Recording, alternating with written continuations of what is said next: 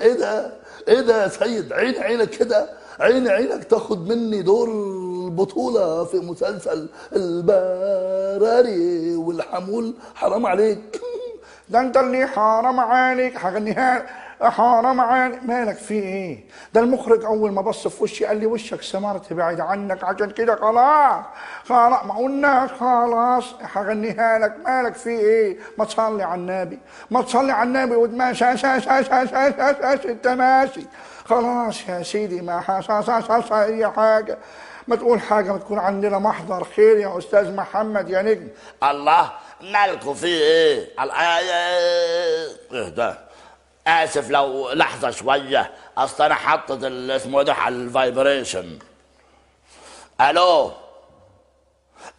يا راجل، بقى انت عايش في عذاب؟ يعني مش في شقه، يعني عذاب هوتيل، عذاب سويت. بقول لك حل كده، طلقها واخلص.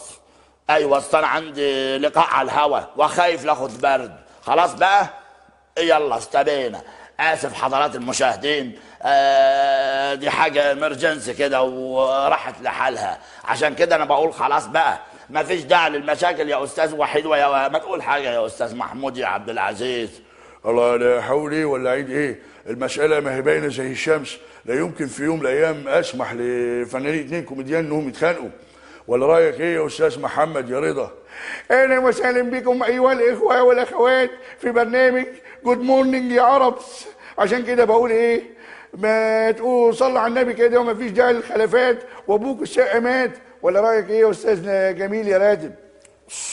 أنا لا يمكن في يوم من الأيام أسمح بالمهزلة دي إنها تستمر. إزاي تبقوا فنانين كوميديان وتتخانقوا؟ ولا رأيك إيه يا ست نعيمة يا صغير؟ ربنا يجزيك يا شوشو. شوشو مين؟ الشيطان يا حبيب قلبي، ما هو اللي وزكم وخلاكم تعملوا العمله المنيله ب60 نيله دي. الله، ده انتوا المفروض بتضحكوا الناس. ازاي تكونوا تضحكوا الناس وانتوا كلكم هم وغم ومشاكل؟ ده المشاكل اللي بتحصل بينكم فشل انها تحصل بين راجل وست. الله، ما خلاص أنا كنت عايزك عون هتطلعي فرعون. مالك يا استاذ وحيد؟ ما خليتنا خلاص ما نسواش بصله، خليتنا بساغ النفر، فرجه بساغ النفر. الله، وانا مالي؟ مش انت اللي عللتها؟